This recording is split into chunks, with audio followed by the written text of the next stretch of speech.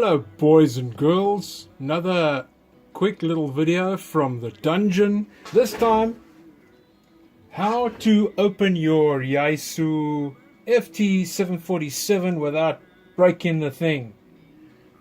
So, you have the two slide out clips that slide off the back here. You got a little press in tab over there, you push it in and then you're going to slide these clips out. I could have demonstrated that, but I'm sure most guys already know how that's done. So, here we go. Now, you want to get this lid off without breaking things. And the way that it's done is you've got to pick up the back and then slide your fingers in as far forward as they're going to go.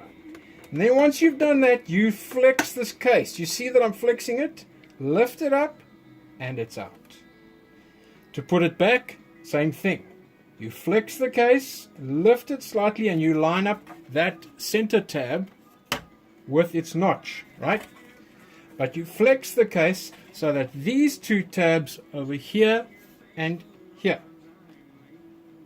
are out of the way as you bring it in. So, grab it on each side, flex the case. Then you slide it forward and you let it snap into position and it's closed. So easy when you know how. You smash your radio when you don't know how. So I hope that helps. Thanks for watching and I'll see you next time.